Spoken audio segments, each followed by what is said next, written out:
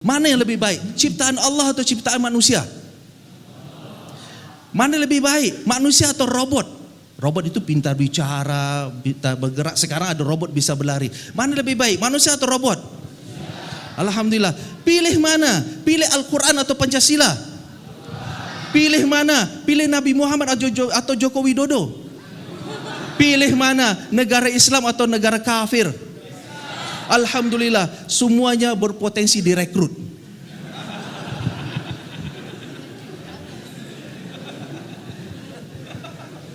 Lihat, Anda tidak sadar. Sebenarnya dari awal tuh saya sudah menggiring, ya, untuk merekrut. Ya, saya ajak berinteraksi, tidak sama seperti berceramah, ya kan? Sehingga Anda terus fokus dengan saya, perhatian sama saya, menjawab pertanyaan saya, sampai saya kasih pertanyaan yang menjebak, ya, yang sehingga kemudian Anda menjawab apa maunya saya. Ya, begitu. Nah, itu 3 contoh jawaban. Inilah dia yang dimaksud dan ingin mencegah paham radikal. Ya, sebenarnya saya arahin ke situ. Ini mencegah paham radikal dan terorisme. Dulu saya juga menjawab sama seperti bapak-bapak di sini, ya, sama. Ya, dengan luguin saya jawab, ya Al-Quran dong, ya. Nabi Muhammad kan uswatun hasanah. Kita harus pilih Nabi Muhammad. Ya negara Islam lah. Masuk negara kafir kita pilih? Ya begitu. Tapi itu sebenarnya ada unsur perekrutan. Ya, logika kita itu dipermainkan. Ya, itu baru 3 pertanyaan. Belum saya kasih 20 pertanyaan. Langsung bapak-bapak ikut sama saya. Ya maaf, saya bisa begini, saya bisa merekrut karena track record saya setelah 3 tahun pendidikan di Akademi Militer, lulus tahun 90, saya dipilih menjadi instruktur, tenaga pengajar. 3 tahun saya bertugas menjadi tenaga pengajar di Akademi Militer. Kemudian jabatan saya dalam Jamaah Islamiyah terus naik dan terus naik sampai pada jabatan yang terakhir sebelum saya ditangkap sama Pak Kurnia dan kawan-kawannya. Ya, jabatan saya terakhir adalah Ketua Mantiki 3, Ketua Wilayah yang ketiga. Wilayah ketiga JI ini meliputi Sabah Malaysia, Kalimantan Timur, Sulawesi, ya, kemudian Selatan Filipina, ya, Mindanao dan Kepulauan Tawi-Tawi. Ya, jadi semua kegiatan anggota JI di wilayah tersebut itu di bawah kepimpinan saya. Jalur keluar masuk 3 negara itu semua sudah saya lewatin dan saya atur, baik legal ataupun ilegal. Dan saya membuka camp di Filipina. Saya melatih orang, saya merekrut orang, saya membina orang. Profesi saya dulu adalah mengajar atau melatih orang membunuh dengan berbagai macam cara. Ya, minta maaf itu masa lalu saya. Ya, tapi itulah saya harus sampaikan begini. Artinya saya bisa berubah profesi sebab waktu dulu JI memang melatih benar seseorang itu. Oleh karena itu jangan heran, ya, ketika peristiwa bom Bali itu terjadi, kenapa mereka bisa melakukan itu? Banyak orang meragukan, ini tidak mungkin orang Indonesia yang melakukan ini, pasti ada orang asing, orang kelompok lain. Masa si Ali Imran orang desa Tenggulun itu bisa melakukan aksi bom? Ya, tapi dia bisa karena dia belajar di Afghanistan. Ya, di antara para pelaku-pelaku bom Bali itu, ya, mereka pernah menjadi murid saya waktu di Afghanistan. Ya, antara lain seperti Imam Samudra. Pernah dengar nama Imam Samudra? Itu murid saya. Umar Patek pernah dengar? Murid saya. Dolmatin, Mubarak, ya, Azhari Nurdin, itu murid saya waktu di Filipina. Ya, cukuplah, saya nggak mau sebut, banyak sekali itu murid saya. Ya, nakal-nakal itu murid saya itu. Ya, guru kan selalu ngajar yang baik, ya kan? Ya, guru selalu ngajar baik, yang salah kan murid gitu.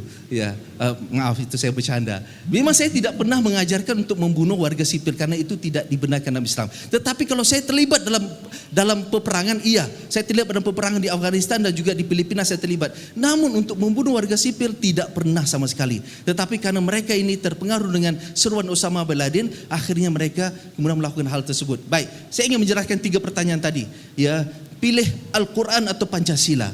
Ya, alhamdulillah, ya, di situ mereka akan tumbuhkan rasa kebencian kepada Pancasila. Ya, mereka akan menyebut bahwa pilih Al-Quran, tolak Pancasila. Padahal itu pertanyaan yang salah. Kenapa saya bilang pertanyaan yang salah? Al-Quran itu kalamullah. Ya, sementara Pancasila itu adalah rumusan manusia. Rumusan manusia, aturan. Di pesantren ini ada aturan? Ada aturan? Ya, aturan itu ada di Al-Quran? Aturan di pesantren ini ada di Al-Quran? Ada? Adakah? Ada? Bukan, maksud saya itu bentuk bahasa aturannya itu sama persis di terjemahan Al-Quran. Tidak ada. Tidak ada. Namun aturan itu, ya, aturan di pesantren yang dibuat itu tidak berlawanan dengan Al-Quran.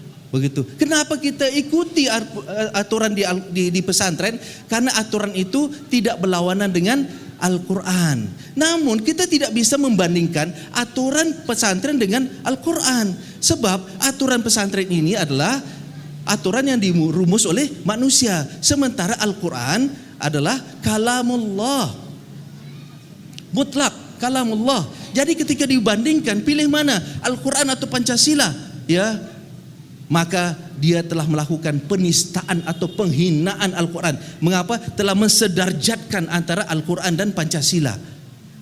Tidak layak untuk dibandingkan. Kalau bahasa zaman now, kalau ingin membandingkan apple to apple, itu bahasanya.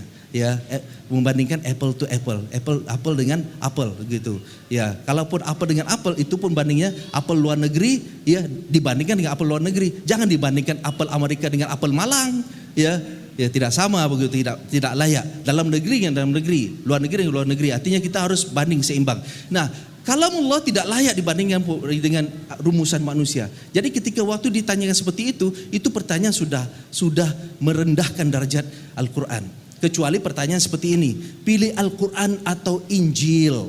Pasti kita akan menjawab Al-Quran, karena kita tidak mungkin Injil. Sebab Injil juga salah satu dari yang diakui sebagai kitab Allah SWT. Ya, namun kita sebagai umat Islam memilih yang update. Update itu adalah Al-Quran. Baik, di mana letak ya menumbuhkan rasa kebencian? Nah, perekrutan itu adalah menumbuhkan rasa kebencian. Setelah kita memilih Al-Quran, maka mereka bilang, pilih Al-Quran, buanglah Pancasila. Ya, karena Al-Quran lebih baik dari Pancasila. Ya, begitu. Arahnya ke situ. Satu. Yang kedua, pertanyaan kedua, pilih Nabi Muhammad atau Joko Widodo? Ya, kita sebagai Muslim pastilah pilih Nabi Muhammad. Tetapi tidak layak, bukan? Bukankah sama-sama anak manusia? Nabi Muhammad anak manusia, ya, yang dilahirkan oleh Abdullah dan siapa? Siapa nama istrinya? Alhamdulillah. Ya, baik. Joko Widodo dilahirkan oleh, ya, tetap anak manusia juga, hanya kita nggak hafal nama ayah ibunya. Ya, enggak apa-apalah. Tetapi sama-sama anak manusia, bedanya adalah Nabi Muhammad dipilih langsung oleh Allah SWT, sedangkan Joko Widodo dipilih oleh rakyat. Suka tidak suka itu hasil dari pemilu, begitu. Beda, tidak bisa kita samakan atau kita bandingkan. Maka dengan bertanya pilih Nabi Muhammad atau Joko Widodo, itu telah merendahkan derajat Nabi Muhammad SAW. Itu pertanyaan yang salah. Sebaiknya jangan dijawab. Ya, namun Anda sudah terjebak untuk menjawab. Ya, maka mereka akan bilang, bukankah Nabi Muhammad itu uswatun hasanah? Joko Widodo apa dia? Ya kan, apanya dalam Islam? Enggak ada. Jadi buang aja Joko Widodo, jangan ditaati, jangan diturutin. Ya, begitu. Nah, itu arahnya untuk supaya benci kepada pemimpin yang ada. Yang ketiga adalah, ya, pilih mana, negara Islam atau negara kafir. Dikala kita menyebut negara Islam, maka mereka bilang baik, bagus. Pertanyaan yang berikut, ya, apakah Indonesia negara Islam? Terus jawab, apakah Indonesia negara Islam? Hah? Bukan. Indonesia bukan negara Islam, ya. Maka, ya, karena Indonesia bukan Islam, mari kita sama-sama berjuang menjadikan Indonesia sebagai negara Islam. Karena kita lebih memilih negara Islam dari negara kafir. Karena negara itu ada dua macam, ya, negara Islam atau negara kafir. Jadi kalau kita memilih negara Islam, berarti adalah ini Indonesia negara kafir yang harus kita perangi. Begitu cara mereka, ya, memberi pemahaman. Nah, begitulah. Nah, itu baru 3 pertanyaan. Jangan biarkan saya kasih pertanyaan berikutnya. Ya kan, cukup. Baik, di sinilah, ya, maksud saya dihadirkan di sini untuk memberikan sedikit pengalaman dari saya supaya kita semua tercegah, ya, jangan sampai kita terbentengi, jangan sampai kita terpengaruh, ya. Oleh karena itu, apa saja, ya, kita lihat, kita baca, kita nonton, kita dengar, karena zaman ini, zaman sekarang ini, ya, perekrutan itu lebih dahsyat dari zaman saya dahulu. Ya, perkembangan teknologi, perkembangan informasi itu sudah semuanya bisa membaca. Ya, Anda bisa mendapatkan itu langsung dari gadget yang ada di tangan Anda. Ya, langsung aja. Tidak ada di bahasa Indonesia, ada di bahasa Inggris. Tidak ada bahasa Inggris, ada di bahasa Arab dan macam-macam lagi. Websitenya, videonya dan berbagai macam foto-fotonya bisa untuk memicu sehingga ada orang ya sekarang ini di antara mereka ada yang terrekrut sendiri, ya, bahasa Inggrisnya itu self-recruited, terekrut sendiri, atau ada istilah mereka sebut sebagai lone wolf, itu bahasa akademisi itu, tapi terekrut sendiri, ya. Kalau saya mengatakan dia merasa terpanggil dari apa yang dia lihat, dia baca, dia dengar, dia nonton, lalu dia merasa terpanggil, saya harus lakukan sesuatu, ya.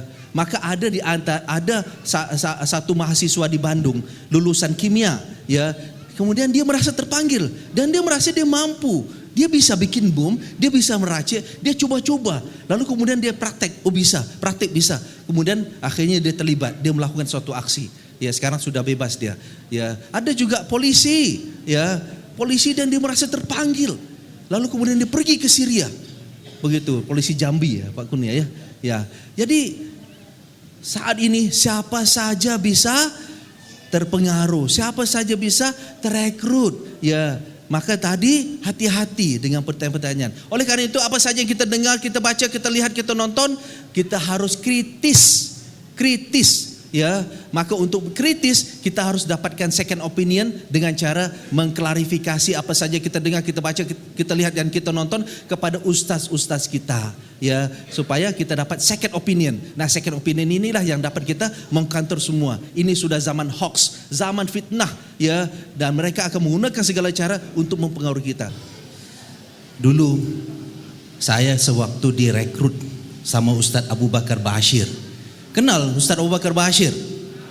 Tahu Ustadz Abu Bakar Bashir? Di mana sekarang beliau? Ya? Di pondok? Di penjara beliau. Penjaranya sekarang di Gunung Sindur. Ya, kasihan. Ya, beliau itu adalah ibarat seperti orang tua saya, ya, guru saya, pimpinan saya dahulunya itu.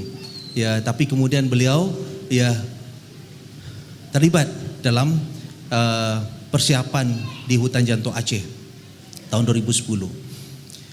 Nah, beliau itulah yang merekrut saya ketika umur saya 18 tahun. 18 tahun, maaf. Saya mau tanya, tolong angkat tangan, siapa yang umur 18 tahun? Tolong. Ya, jangan malu, angkat aja tinggi. Oke, baik. Nah, terima kasih. Ya, terima kasih. Umur 18 tahun saat itu saya berangkat karena saya merasa senang. Ya. Kenapa? Karena saya ditawarkan pergi ke luar negeri. Ya. Siapa yang suka pergi ke luar negeri? Enggak ada yang suka? Bohong. Ya. Oke. Mau naik pesawat gratis? Kurang semangat. Mau naik pesawat gratis gak? Alhamdulillah. Ya. Dulu saya ditawarkan seperti itu. Saat mau diajak pergi ke Afghanistan, saya bilang kepada Ustadz Abu, ya, Ustadz, saya gak punya biaya, saya gak punya uang. Ustadz tahu keadaan keluarga saya, ya. Lalu beliau bilang, tenang saja, di sana kan nanti perlu biaya, perlu akomodasi, makan, tempat tinggal di mana dan berbagai macam keperluan. Ustadz Abu bilang, tenang saja, ya, semuanya kami tanggung. Wah, kira-kira kalau jalan-jalan gratis mau tidak? Alhamdulillah, ya. Nah, sama halnya dengan saya saat itu. Jadi yang membuat saya jadi tertarik untuk pergi ke Afghanistan simple saja, mudah saja, tidak macam-macam. Yaitu apa? Naik pesawat gratis, pergi ke luar negeri gratis, ya, bisa berada di luar negeri semuanya ditanggung. Hanya itu saja yang kemudian saya semangat. Yang akhirnya kemudian mereka ya membawa saya pergi ke Afghanistan. Sebenarnya saya hanya pikir saya cuma lihat, ya, ikut terlibat sebentar sudah selesai. Tapi akhirnya mereka masukkan saya ke dalam ya Akademi Militer Mujahidin Afghanistan. Ya, disitulah kemudian saya mendapatkan pendidikan militer selama 3 tahun. Di akademi itu ya belajar berbagai macam senjata. Ya, baiklah. Pernah tahu senjata apa? Siapa tolong bisa menjawab? Siapa aja? Ya, okey, adik, cepat. Apa? Berapa?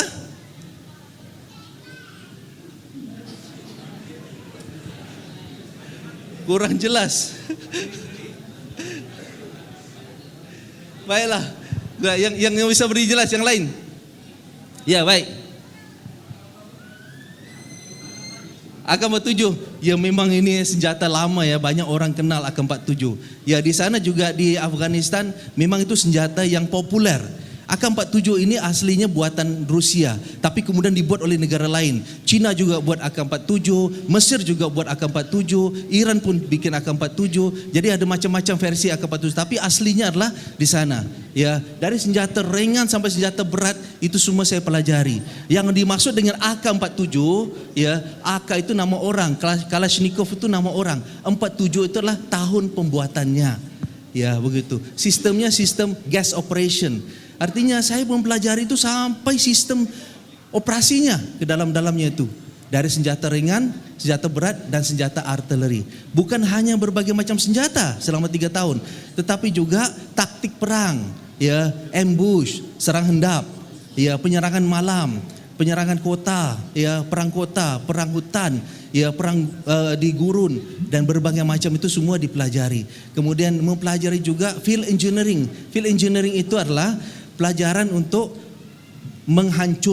penghancuran, ya, artinya insinyur lapangan, bukan insinyur untuk membangun bangunan, tetapi insinyur untuk menghancurkan, ya.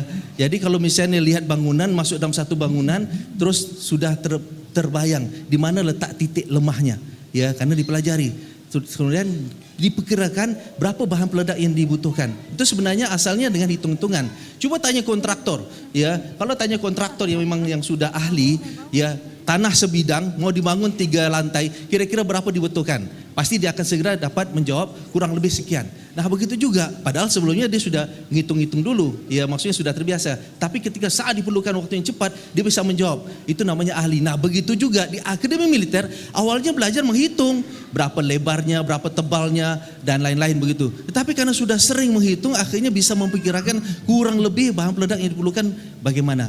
Bukan hanya menghitung, tetapi juga meracik, ya, dari bahan kimia, ya, berbagai macam bahan kimia, kemudian dibuat bom begitu. Pernah tahu belerang? Kayaknya nggak pernah dengar ya. Pernah tahu belerang? Ya, itu salah satu bahan. Ya, pernah tahu pupuk untuk tanaman? Itu juga bahan peledak. Ya, pernah tahu aluminium powder yang untuk cat? Aluminium, serbuk aluminium. Yang digunakan pernah? Baik, itu juga salah satu, ya. Tapi kalau hanya satu unsur itu tidak akan jadi peledak. Namun barang-barang tersebut jika dicampur sesuai pada porsinya dan perbandingannya, itu akan menjadi satu senyawa bahan peledak. Ya, maksud saya bukan 3 bahan itu jadi satu. Itu sebagai contoh saja. Jangan coba-coba, ya, entar ditangkap sama Pak Kurnia. Ya, jadi berbagai macam. Ya, barang-barang di dapur juga bisa digunakan untuk membuat bahan peledak. Sampai segitunya itu semua dipelajari. Ya, bom apa yang terakhir ini yang pernah terjadi masuk dalam berita? Bom panci yang agak terkenal belakangan ini, ya. Begitu. Ya, sayang sekali panci yang dipakai itu salah sebenarnya itu. Alhamdulillah saya bukan gurunya. Ya, baiklah. Jadi jangankan bom panci, sampai bom yang mobil bom di Marriott di mana di Bali pada tahun 2002 itu, tahun 80-an sudah belajar saya. Karena saya ke sana itu tahun 87, umur saya 18 tahun. Begitu. Nah, itulah dia, ya, kemudian berbagai macam dipelajari di sana. Termasuk juga fikih jihad. Kita biasanya mempelajari fikih fikih ibadah seperti fikih solat, fikih zakat, begitu kan? Fikih puasa ada, fikih haji ada, ya. Pernah dengar fikih jihad? Pernah, ya? Tapi kan kurang dipelajari karena memang bukan wilayahnya, bukan tempatnya. Namun di Afghanistan itu dipelajari fikih jihad.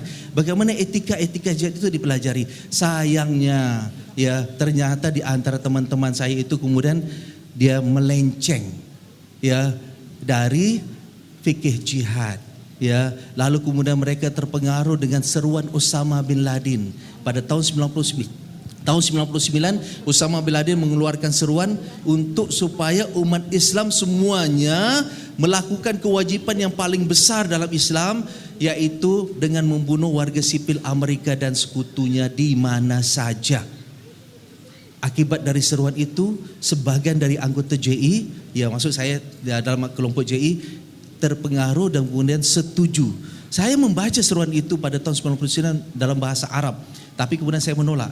Mereka mempertanyakan, kenapa saya menolak statementnya Osama bin Laden? Bukankah Osama bin Laden itu mujahid kabir? Ya, seorang yang sangat berjasa di Afghanistan.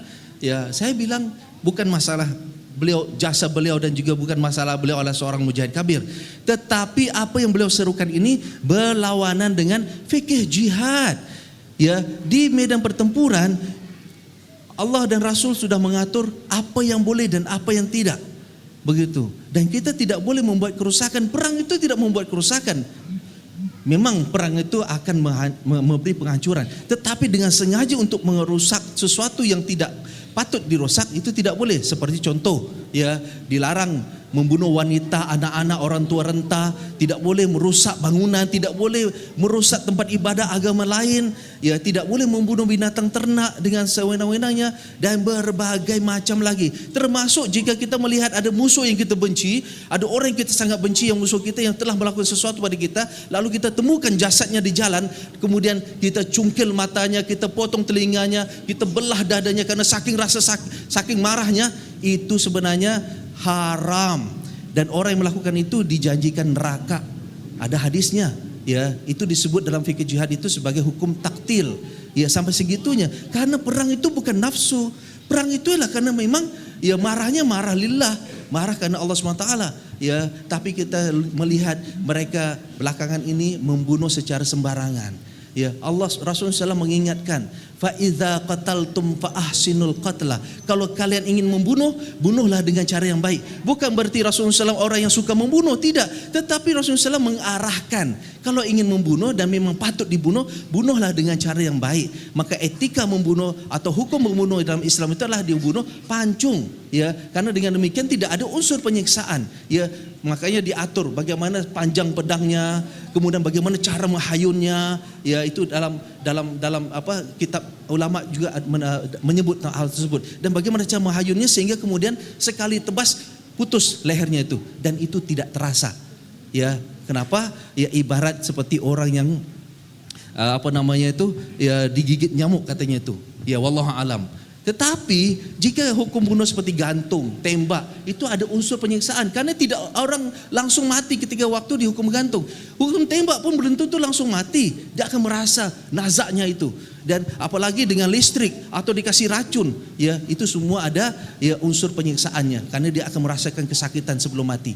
Nah, makanya kalau kita menyembelih binatang, ayam misalnya, ya, maka yang perlu kita persiapkan adalah pisau yang cukup panjang, pisau yang tajam dan bersih, lalu kita potong. Nah, bolehkah pisau ini yang kita potong ayam tadi kita pakai untuk potong kerbau?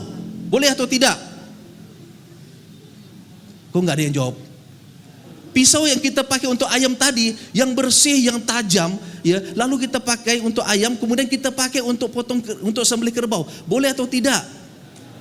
Boleh. Ya, boleh. Kenapa? Ya kita sayat-sayat kan, mati gak dia? Lama-kelamaan mati gak dia? Mati kan? Tetapi itu ada unsur penyiksaan. Maka kemudian karena ada unsur penyiksaan itulah, maka tidak boleh. Ya, namun kalau sekadar untuk bunuh, ya boleh aja. Oleh karena itu, untuk supaya fa iza qataltum fa ahsinul qatla, supaya kita membunuh dengan cara yang baik, tukar, jangan pakai pisau yang untuk ayam tadi itu, kita pakai parang yang lebih atau golok yang lebih panjang, yang tajam, sehingga kita bisa menyembelih dengan lebih baik. Begitu. Ya, itu maksudnya fa ahsinul qatla. Begitu juga dalam peperangan. Kalau sekali tembak bisa mati, kenapa harus diberondong? Kenapa harus dibakar? Kenapa harus ditenggelamkan dalam air? Seperti mana kita lihat dalam rekaman-rekaman dari kelompok ISIS. Itu semua sudah ada unsur penyiksaan dan mereka sudah melanggar adab-adab itu semua. Tapi tidak karena saya ingin merencanakan aksi bom. Tidak. saya tidak pernah setuju.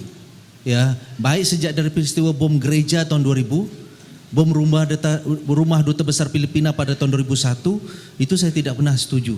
Dan saya sebut mereka ya merugikan jamaah, ya maksudnya jamaah JI saat itu, dan merugikan ya misi kontraproduktif. Tetapi walaupun saya tahu siapa pelakunya, tidak mungkin saya akan menyerahkan kepada polisi. Ya, karena saya anggap polisi adalah musuh. Jadi tidak mungkin saya serahkan teman yang buat salah kepada polisi. Jadi tidak, Pak. Hanya polisi curiga bahwa saya menyembunyikan pelaku bom Bali.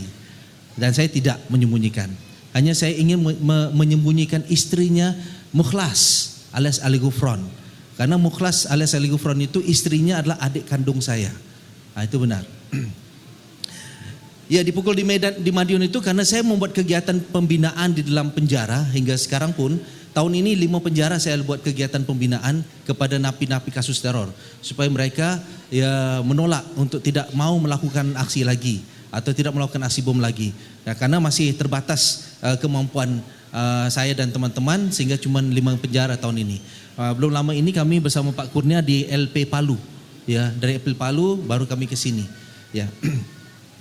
Baik, sebenarnya apa yang kita baca dalam Al-Quran banyak sekali kisah masa lalu.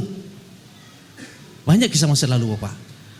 Saya mengisahkan masa lalu saya sedikit dari kisah masa lalu, bukan maksud membanggakan, tidak.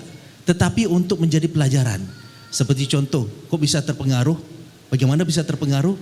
Ya, supaya jangan sampai di masa depan, ya Bapak Ibu, ya Bapak-bapak, ya atau adik-adik terpengaruh kemudian bergabung menjadi seperti mereka. Nauzubillah min zalik.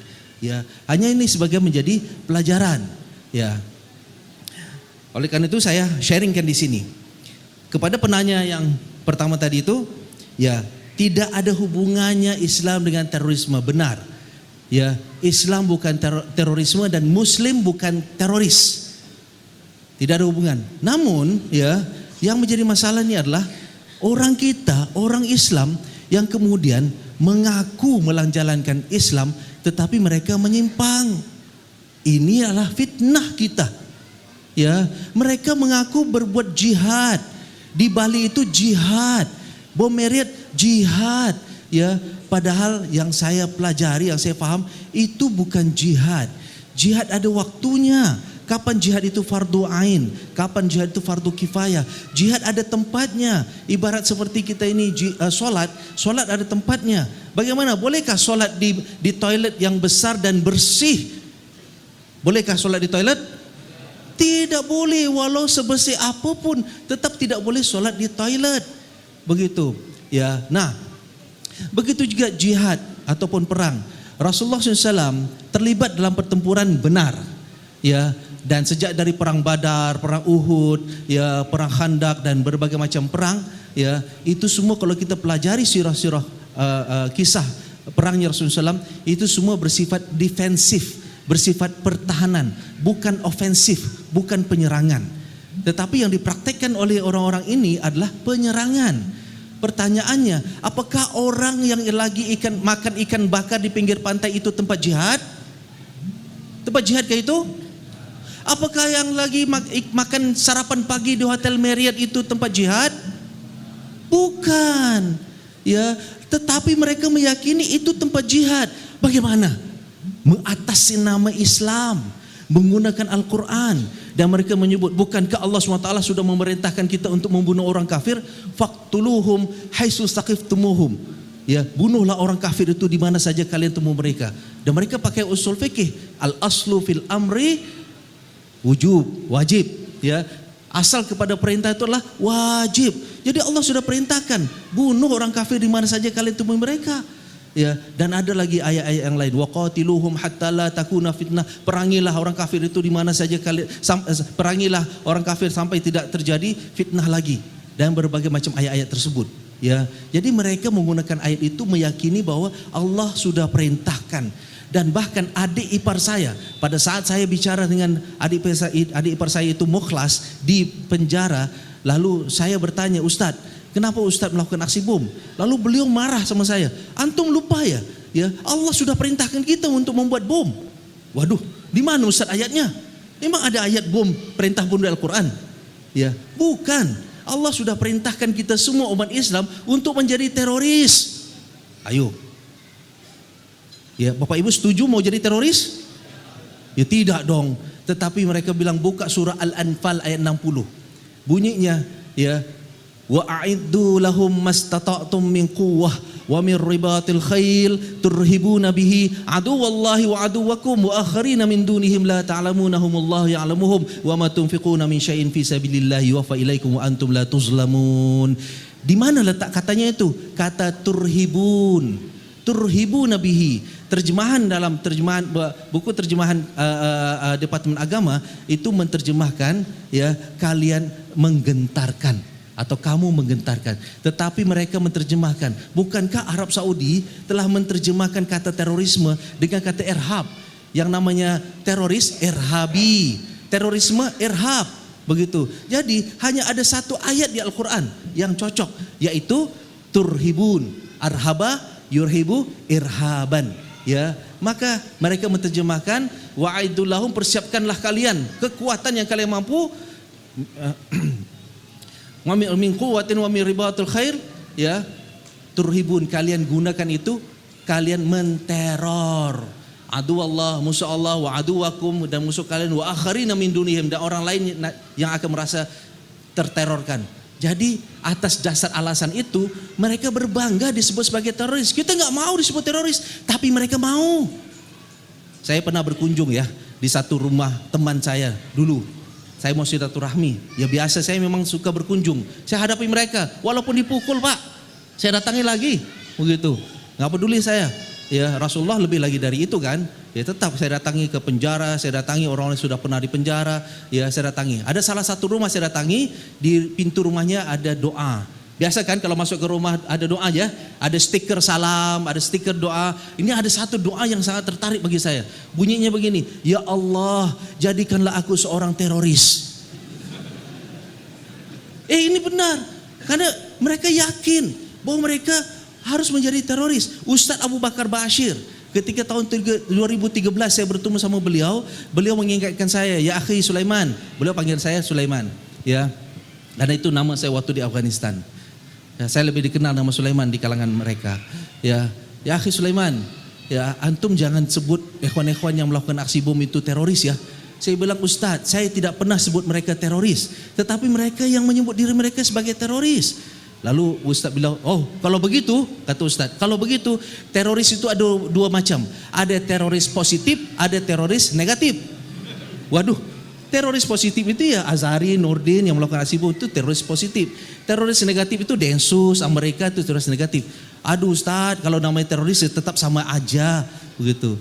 Jadi mereka mengaku sebagai teroris. Imam Samudra menyebut dalam bukunya Aku Melawan Teroris, dia menyebut dirinya teroris, dia melawan Amerika sebagai teroris. Jadi teroris melawan teroris. Jadi ini menjadi problem kita, ini menjadi masalah kita. Dikala kita menolak ya menggunakan kata teroris, dikala kita menolak tidak mengaku muslim sebagai teroris, tetapi mereka mengaku diri mereka sebagai teroris. Ya pusing kan? Ya begitu. Itulah dia fitnah dan PR kita. Oleh karena itu, ya tidak ada hubungan. Hanya mereka itu salah. Maka saya tidak pernah membenci mereka, tapi saya benci perbuatan mereka. Mereka adalah saudara-saudara kita, ya, tetapi mereka keliru jalannya. Mereka keliru mempraktikkan Islam. Mereka keliru dengan apa yang mereka yakini. Ya, ketika mereka menjanjikan seseorang kalau sudah meledakkan dirinya lalu akan masuk surga, mereka telah mengambil hak Allah SWT dalam menentukan seseorang itu masuk surga. Bukankah hak itu hak Allah SWT dan Rasulullah SAW yang bisa menentukan si fulan masuk surga, si fulan masuk surga. Tetapi kita sebagai manusia biasa hanya bisa berharap. Namun mereka langsung menjanjikan kalau kamu meledakkan diri langsung kamu akan masuk surga.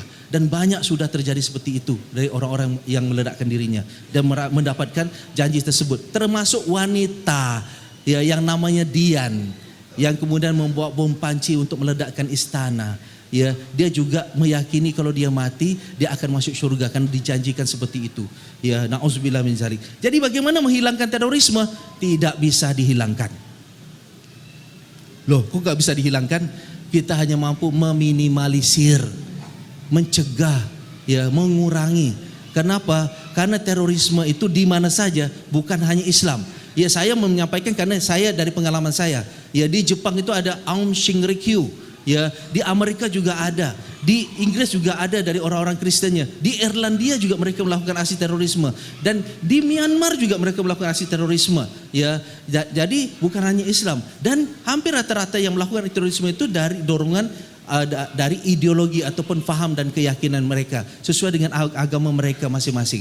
Nah inilah dia yang bisa saya katakan bahwa terorisme ya tidak bisa dihilangkan. Maka untuk mencegah jangan sampai kita, terutamanya umat Islam, jangan sampai berbuat lagi, ya, atau jangan sampai ada terpengaruh langsung kemudian terlibat.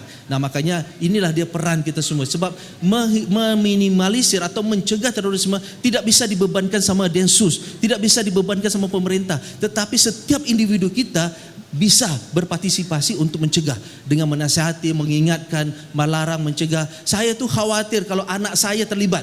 Mengapa? Di mana saya sibuk ke sana sini menyampaikan tentang pencegahan terorisme, tahu-taunya anak saya mungkin ya dia membaca, dia melihat sesuatu lalu hatinya terpanggil. Itu saya sangat khawatir. Maka saya pun berharap jangan sampai ada di antara orang-orang yang kita sayang, dari keluarga kita, saudara kita, anak kita, adik kita, tetangga dan anggota jemaah kita yang kita sayang, kemudian mereka terpengaruh. Makanya mari kita sama-sama, setiap individu harus peka, harus sensitif ya kalau melihat kepada gejala-gejala ini. Nah, oleh karena itu untuk mengenali mereka yang sudah terpengaruh dengan faham ya ifrat ini ya, yang sikap berlebihan, yaitu dikala mereka mudah mengkafirkan orang lain. Ya mungkin kita berfaham menyebut mereka adalah sebagai khawarij. Mereka tidak mau ngaku diri mereka sebagai khawarij, tetapi sifat mereka ya mereka mengkafirkan orang lain. Ya, yang dan kasihan sekali adalah mereka mengkafirkan. Benar tadi ayat disebutkan man kana qatalan mu'minan muta'ammidan, tetapi mereka menyebut, kita sebut orang itu mukmin, tetapi mereka sebut orang itu kafir. Di saat saya bertemu Aman Abdurrahman yang nama lain Oman Rahman, ya sekarang lagi di sidang. Ketika kasus pertamanya pada tahun 2004 saya datang silaturahmi kepada Ustadz Aman Abdurrahman. Saya beri salam 3 kali enggak dijawabnya. Saya tanya, Ustadz kenapa tidak jawab salam saya? Dan dia langsung sebut anta kafir. Ustadz saya muslim. Muslim menurut anda, yang jelas anda kafir. Begitu katanya. Baiklah, saya langsung tanya lagi. Ya saya sudah tahu ini berarti dia faham takfiri ataupun dari golongan orang yang ikut golongan takfiri. Sebenarnya saya mau nanya tentang ibunya, tapi sebelum itu saya tanya yang lain. Kalau begitu Ustaz, kalau Soeharto, Soekarno bagaimana? Yaitu kafir. Ya, Gus Dur kafir, Amin Rais kafir. Saat itu tahun 2004, ya Amin Rais kafir.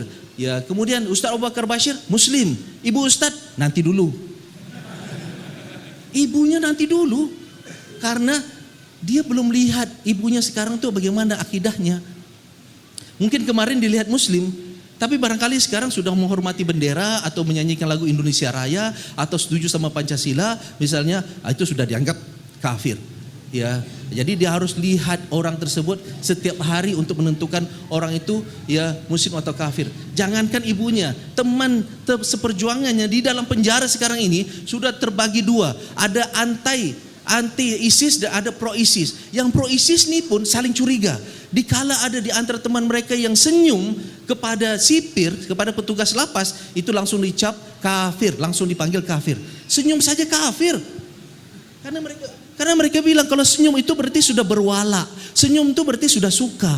Ya, jadi wala wal bara itu harus tegas katanya. Senyum pun tidak boleh kepada tauhid. Ya, padahal kita diajarkan bagaimana bermuamalah kepada yang bukan Islam, apalagi dengan Islam. Ini sempit sekali dunia mereka ini, ya kasihan sekali. Dan itulah dia yang kemudian yang terjadi. Dan Aman Abdurrahman ini hafizul Quran, banyak hadis yang dihafal, banyak kitab-kitab yang dibaca, tapi saya nggak mengerti kenapa dia menjadi faham takfiri. Ya, wallahu alam. Jadi yang bisa jadi kita semua bisa ikut berpartisipasi dalam meminimalisir atau mencegah terorisme.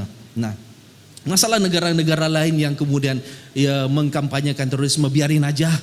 Amerika bilang Islam terorisme, biarin aja, terserah mereka lah, begitu. Tetapi kita harus tunjukkan, ya mereka sengaja memancing umat Islam, ya sengaja untuk membangkitkan kemarahan umat Islam. Dikala kita bangkit dan kita marah, lalu kita bersikap anarkis, lalu mereka menjadikan itu sebagai pembenaran apa yang mereka tuduhkan. Lihat tuh apa yang saya bilang, benar kan?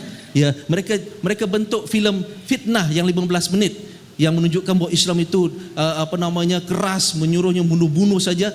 Itu kemudian ada di antara umat Islam di belahan dunia yang lain yang bersikap anarkis. Lalu itu dijadikan sebagai pembenaran. Benar kan apa aku bilang? Islam itu memang anarkis. Ya begitu dan lain-lain. Jadi biarin aja. Yang penting bagaimana kita bisa menjaga umat Islam. Ya, umat Islam kita ini tercegah, jangan sampai terpancing dengan apa yang mereka arahkan. Jadi terorisme itu memang maka saya ingin menjawab lagi tentang masalah menghilangkan nyawa.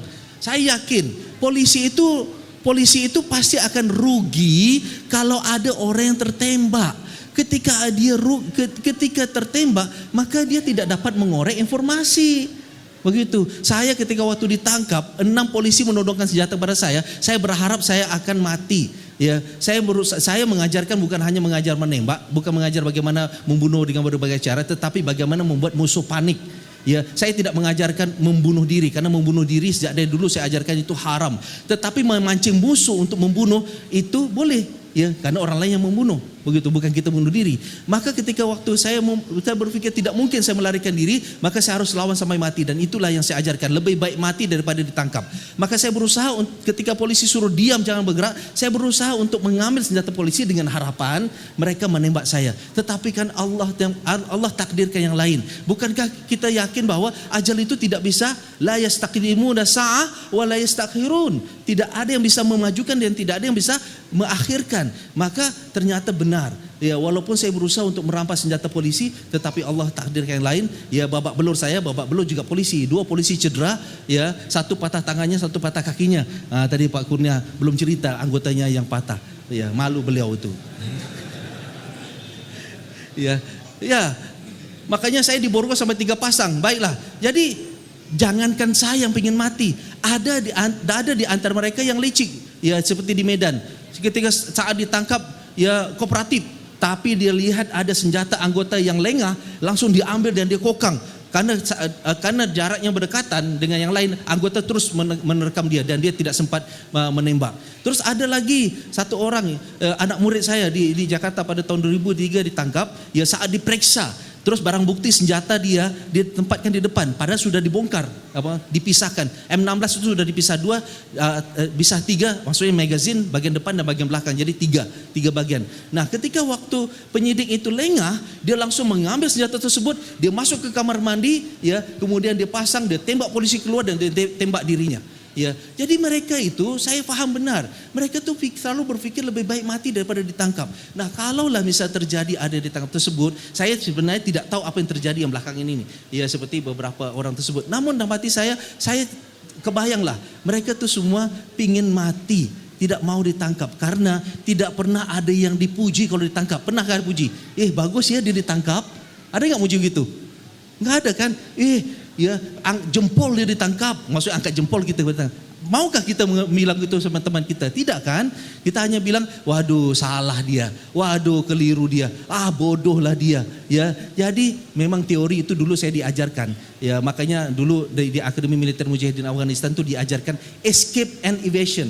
Bagaimana melarikan diri kalau sudah ditangkap dan bagaimana menghindarkan diri ketika ditangkap, itu diajarkan. Makanya di situ diajarkan, diberi doktrin lebih baik mati daripada ditangkap. Nah, kenapa saya tidak lari setelah ditangkap polisi? Ya, itu lain ceritanya. Ya, nanti tunggu pertanyaan Bapak-bapak. Ya. Maka ini, ya, dari sekian 1.400 yang ditangkap, berapa yang terjadi penembakan di tempat? Ya, sedikit. Kalaulah polisi dituduh main tembak, kok tidak semuanya nih main tembak? Ya, jadi mohon tidak mengeneralisasi. Saya teringat ayat Allah SWT, ya, wala yajrimannakum syana'anu qaumin ala an la ta'dilu i'dilu huwa aqrabu littaqwa. Walaupun kita tidak suka sama polisi, tolonglah bersikap adil, ya, misalnya. Tapi bukan terjemahan itu ada polisi. Walaupun wala yajrimannakum syana'anu qaumin alla ta'dilu, jangan sampai kalian membenci pada suatu kaum atau seseorang itu kalian berlaku tidak adil. Berlaku adillah, karena itu ya akan lebih baik. Nah, artinya jika pun ada perasaan kita tidak suka sama polisi, tetap kita harus bersikap adil. Pada saat saya ditangkap, saya berusaha bersikap adil. Apakah polisi jahat sehingga menangkap saya? Padahal saya tidak terlibat dalam aksi bom. ya, lalu kemudian saya mendapat jawaban, bukan karena polisi, tapi karena keinginan Allah SWT sehingga saya tertangkap. Ya, itu panjang ceritanya. Di kepala saya itu banyak sekali berpikir bagaimana ya menerima kenyataan saya itu ditangkap. Jadi ya kita boleh protes sama polisi. Kita bisa mengingat polisi, please tolong berusaha tangkap ya hidup-hidup, jangan ditembak. Namun keadaan di lokasi kita tidak tahu. Masa ya mereka menodongkan senjata polisi dengan tangan kosong? Gimana? Masuk akal tidak? Tidak kan? Ya, polisi juga bukan masalah takut, dia menjaga keamanan dirinya. Nah, ini semua logika yang ada. Jadi ketika kita tidak tahu, ya lebih baik kita ya diam atau kita klarifikasi pada pihak polisi dan kemudian serahkan pada Allah SWT. Namun kita juga bisa protes, tolong jangan tembak ya. Itu yang bisa diterima ya Pak ya. Ya, harus dong. Saya juga tidak mau masa teman saya ditembak, orang-orang lain ditembak, saya juga tidak suka, saya juga protes. Baik, kepada penanya berikutnya. Definisi teror itu jelas, kita bisa lihat ya banyak penulisan-penulisan tentang terorisme. Intinya yang namanya teror itu pasti terlibat dalam masalah menakutkan, merusak, membunuh secara sembarangan. Ya, itu pasti jelas namanya teror. Oleh karena itu di dalam undang-undang, saya ingat ya kalau saya keliru tolong diluruskan nih Pak Kurnia, bahwa disebut ya seseorang, bukan sekelompok, seseorang. Jadi yang dinilai itulah perorangannya terlibat dalam sesuatu aksi yang merugikan, merusak secara massal, ya menimbulkan ketakutan dan lain-lain. Jadi ada efek-efeknya itu. Bukan hanya satu efek, ada efek yang beruntun ya yang kemudian bisa menunjukkan bahwa dia itu adalah masuk dalam kategori terorisme. Yang ditangkap oleh Densus bukan hanya Islam. Di Luwu ya sekitar tahun 2007 ya 2007 sekitar tahun 2005 2006 saya lupa tahunnya yang pasti ya ada 17 orang Kristen yang ditangkap kemudian dikenakan pasal kasus terorisme dan mereka dipenjara, ada yang kena 10 tahun, ada yang kena 7 tahun ya di di penjara Luwu mereka itu. Jadi intinya tidak hanya orang Islam saja yang ditangkap. Kalau mereka masuk pada pasal tersebut ya berarti mereka akan dikenakan ya kasus terorisme. Ya. Dan saya setuju di antara masalah ketidakadilan itu memicu orang untuk melakukan aksi. Ya, tapi itu bukan satu-satu masalah. Ya, ada faktor yang lain. Walaupun negara ini sudah adil, walaupun negara ini sudah nyaman, memberikan kesejahteraan, ya, tetapi ada orang berkeyakinan selama negara ini tidak melaksanakan syariat Islam, selama itu negara ini adalah musuhnya. Ya, mereka tidak peduli masalah tentang keadilan, tapi mereka pikirkan selama ini bukan negara Islam, selama inilah ini negara kafir, yaitu Darul Harb, begitu. Jadi faktor ketidakadilan itu ya adalah salah satu, bukan satu-satunya. Makanya ya seperti contoh pelaku di Poso, mereka rata-rata menganggap bahwa merasa tidak adil sehingga akhirnya mereka melakukan pembalasan. Tapi kemarin kami sudah diskusi, maka mereka para pelaku-pelaku yang dalam penjara ini setuju untuk bagaimana kita bisa menghentikan dan melupakan masa lalu. Ya, bagaimana menghentikan dan melihat masa depan untuk memperbaiki. Ya, terorisme pencegahan terorisme ini bukan melaksanakan misi luar. Ya, maksudnya perintah Amerika, perintah yang lain, tidak. Saya tidak merasa seperti itu. Saya lakukan ini ikhlas dari saya. Saya merisikokan diri saya. Kalau saya ingin aman, lebih baik saya balik Malaysia. Tetapi saya melihat bahwa masih ada orang punya keyakinan. Saya khawatir para pelaku-pelaku yang sudah ditangkap dari penjara ini, nanti ketika mereka keluar, mereka akan melakukan lagi dan terbukti ada yang melakukan lagi. Nah, maka untuk meminimalisir, saya berusaha untuk mendatangi mereka, menasihati mereka. Usaha saya ini saya lakukan sejak saya ditangkap.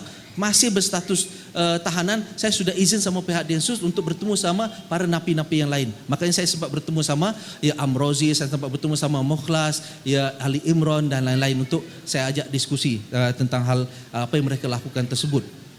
Dan saya merisikokan diri, jangankan dipukul, diancam bunuh. Ya, itu kemudian mereka minta fatwa bunuh kepada Ustaz Abu Bakar Bashir. Mereka minta fatwa bunuh kepada pimpinan-pimpinan JI yang lain. Bagaimana bisa menghalalkan darah saya? Tapi ya saya pasrah saja. Itu semua Allah yang menentukan nyawa seseorang. Yang jelas ya tidak ada satupun yang bisa la yastakhiruna sa'ah wa la yastaqdimun. Nyawa itu bukan tangan kita, itu urusan Allah SWT. Ya, kepada ummahat, ya saya yakin ya dan bahwa yang memakai cadar itu bukan ciri-ciri. Di mana-mana ketika saya menyampaikan seminar sebagai pembicara dan saya menyampaikan tentang indikasi ataupun tanda-tanda, itu bukan dari tanda-tanda pakaian. Bukan berarti yang memakai celana jengkrang itu ya di atas mata kaki itu teroris, ya, atau jidatnya hitam itu teroris, atau istrinya pakai cadar itu teroris, itu keluarga teroris. Tidak. Saya menyangkal itu semua, ya, karena ciri-ciri mereka itu tidak terlihat dari situ. Lihat, para pelaku bom ketika membawa bom, ya, itu pakai celana jeans, pakai kaos, ya, tidak pakai peci. Ya begitu. Imam Samudra sendiri sama Ali Imran ketika mereka merencanakan melakukan aksi bom di Bali, itu mereka pakai celana pendek. Ya, merokok juga untuk survei wilayah. Ya, jadi mereka tidak memakai ciri-ciri yang seperti yang disebut oleh mereka sebagai ciri teroris, tidak. Makanya kita perlu mendengar, menggunakan pendengaran kita dan sikap gerakan mereka. Pendengaran itu adalah apakah mereka sebut bahwa sekarang ini waktunya kita bisa perang, boleh bunuh warga sipil. Nah, ketika kita mendengar hal tersebut, berarti orang tersebut sudah terpengaruh dengan faham terorisme. Kalau masih hanya sekadar mengkafirkan yang lain, dia sudah terkontaminasi, bukan berarti dia teroris, ya begitu. Atau dia bilang bahwa ya tidak boleh sholat di masjid pemerintah karena itu masjid dirar. Ya, itu juga bukan teroris, itu hanya keyakinannya. Namun kalau ketika dia mengatakan bahwa boleh bunuh, boleh perang, saat sekarang waktunya perang, ya polisi boleh dibunuh. Nah, ini tolong laporkan ke polisi orang tersebut. Tolonglah, ya, walaupun tidak ada bukti, tidak ada alat yang kita lihat, tetapi paling tidak kita bisa menginformasikan polisi, polisi bisa mendatangi mereka. Ya, mudah-mudahan mereka bisa ngeper, ya, bisa shock. Kok ada polisi datang? Ya, dan ya syukur-syukur mereka tidak ada di sekitar kita. Carilah tempat lain, jangan dekat sini. Ya, ganggu saja. Ya, satu lagi. Ya, anak-anak supaya tidak terekrut. Tolong ibu-ibu, bapak-bapak ngetes anaknya. Ngetes. Gimana cara ngetes anaknya? Apakah anaknya sudah terpengaruh dengan faham radikal atau tidak, atau setuju dengan aksi terorisme atau tidak? Di saat misalnya contoh nonton berita, ada berita tentang luar, ya lihat, nak, menurutmu gimana ini, nak? Ya kan, ketika dia bilang, wah nggak apa-apa itu bah, ya kan, nggak apa-apa itu Abi, ya Amerika biarin aja tuh dibunuh, ya, itu hati-hati. Oh biarin aja tuh orang sipil itu dibunuh, ya itu berarti anak kita sudah terpengaruh. Dan ada indikasi bahasa-bahasa yang lain. Mungkin itu salah satu ngetesnya. Bapak Ibu lebih tahu bagaimana cara bertanya dan mengetes anak-anak dalam hal tersebut. Tapi paling penting adalah tolong tanya. Tolong perhatikan, karena ada keluarga yang kemudian dari keluarga yang yang dinilai sebagai keluarga yang Pancasilais, keluarga yang NKRI, dari keluarga polisi, ternyata anaknya terlibat dalam membakar kantor polisi, menyatakan bahwa polisi itu togut, bapaknya togut. Di mana tuh Pak? Daerah Sumatera itu. Di Sumatera Utara, ya. Ayo, nah bapaknya polisi jaga keamanan, merah putih. Ternyata anaknya anggap dia sebagai togut dan bakar polisi, bakar kantor polisi. Ada satu lagi, ya, di mana di Cirebon, ya, seorang anak yang namanya Muhammad Syarif, ya, dia meledakkan dirinya di dalam masjid Mapores Cirebon, ya, dalam waktu Jumatan. Ya, saat orang sedang takbiratul ihram untuk sholat Jumat, dia di shaf yang kedua, kemudian si imam sudah takbiratul ihram, dia pun Allahu Akbar meledakkan ya bom tersebut. Itu dari keluarga ya yang kuat agamanya, yaitu masuk di kampungnya itu. Ya, saya nggak mau sebut apa nama kelompoknya lah, ya kan. Nah, tapi kan kasihan begitu. Ternyata anak terlibat. Maka saya bilang, saya pun khawatir jangan sampai anak saya malah terpengaruh dan terlibat. Ya na'udzubillah. Jadi kita harus tetap semua berwaspada. Pak, terima kasih tulisannya. Nanti bisa ambil kembali ya. Saya paham ini. Ini kan analisa orang. begitu. Sekarang kita lihat prakteknya Densus 88. Densus 88 tidak memerangi ideologi, ya, tidak memerangi ideologi, tetapi menangkap pelaku. Sejak dari peristiwa bom Bali itu sudah menangkap pelaku, tidak memerangi ideologi. Nah, artinya bahwa kalau yang radikal belum tentu terorisme. Yang radikal itu belum tentu, radikalisme itu belum tentu terorisme, tetapi kalau sudah terorisme pasti radikal. Ya, wallahu alam. Nah, akhir kata, ya, saya ingin pesankan, ya, tetap kita harus peka kepada sekitar, kita harus sensitif dengan apa yang terjadi sekitar. Semoga kita akan terjaga, ya. Kita ingat pada Allah SWT mengingatkan qu anfusakum wa ahlikum naro. Bukan hanya masalah akidah, tetapi kehidupan sehari-hari juga kita patut menjaga. Terima kasih. Baik, terima kasih.